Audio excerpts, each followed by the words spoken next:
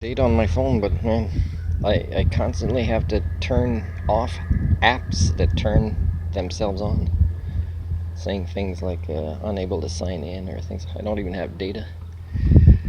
Yeah, I like my bicycle, and I'm getting more excited, and I think it's related to the weather to ride it, and maybe with the trailer on. But it's not a great community to do it. Like, I wish I was maybe in Terrace or somewhere else, so I'd definitely be happy to take it with me. I'd worry about things going wrong with it and trying to access warranty and things like that, but at least I have the email of the owner of G-Bike, and usually makes an effort to answer me. It's not always encouraging, his answers, but there was a seal under second or third one that was noticeable because there was a paler dotted, but a pale skin. So, but look at these ugly boats. So today is the 27th of April 2025. I'm looking for the Earth Day celebration, to see if it's real. And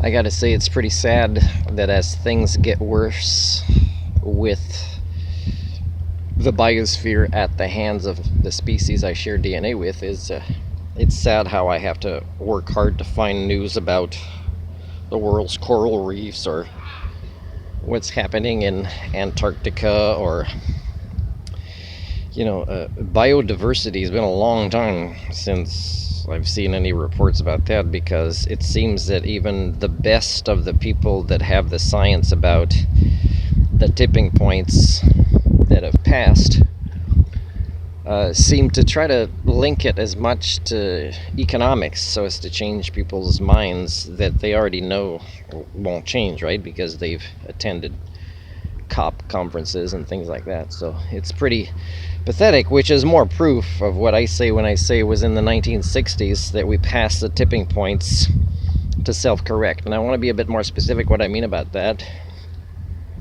I'm not talking about tipping points related to greenhouse gases specifically when I say the 1960s, or the domestication of agriculture or the Industrial Revolution.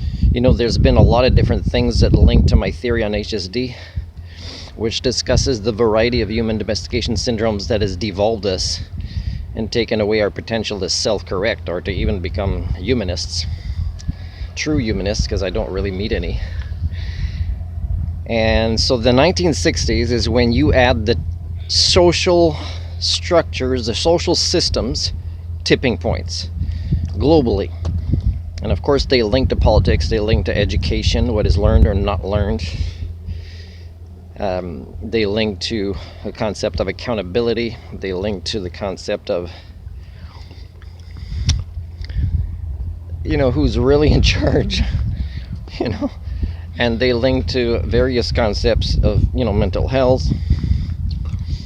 and inequalities. And they show that it was in the 1960s that we could no longer self-correct with all the things. Now, why is that important to prove that the Anthropocene can really be confirmed at that time? Is the Anthropocene is what our species is doing.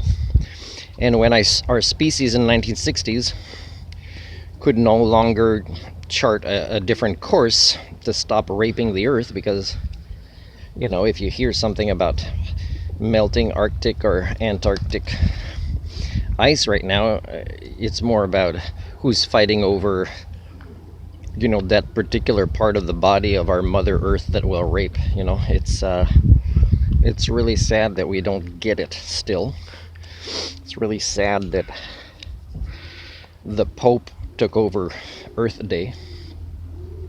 And you might say, well, he talked he didn't talk in the right way enough, and he also talks more about things that are counterproductive, because it's religion, right? And inequalities are not something that the church didn't partake in. They played a big part in partaking in it.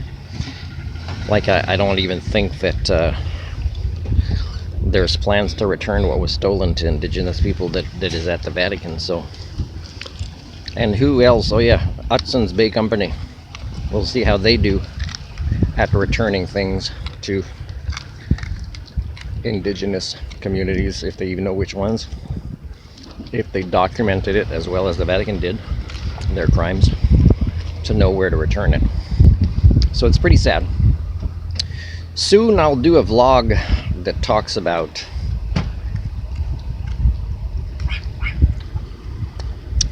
my own traumas. For example, in the news today is what happened to a Filipino community, and you can see a lot of the political candidates went there to try to gain some extra votes, and one way they could show they care about the people there. And I'll talk more about the topic of trauma related to the Filipino community by talking about my own at their hands in later vlogs.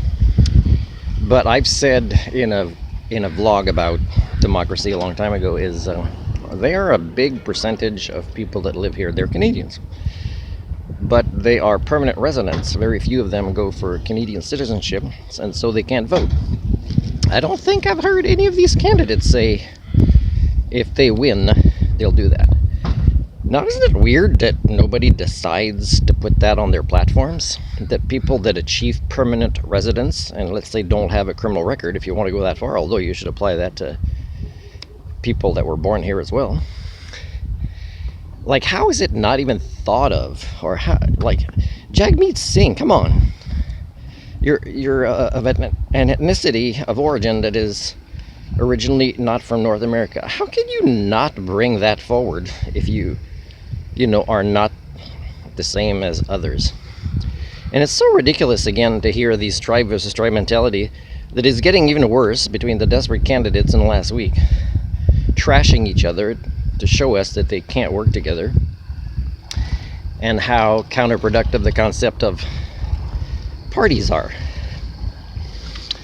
Because, man, I mean, the NDP could get a big lead if they would have decided, hey, let's start advocating for this, and get, let's say, another party on board like the Bloc, and say we will. Now, if it's against their culture, though, they won't win, right? If it's against the culture of people that usually vote Bloc or NDP, they won't win. And again, that tells you the hypocrisy of how united we are, and how, we are strong, we stand together, blah, blah. No, you don't. Why can't people that have been here a long time, that take the jobs that people that have been here for generations don't take, get a chance to vote? Come on, stop being hypocrites.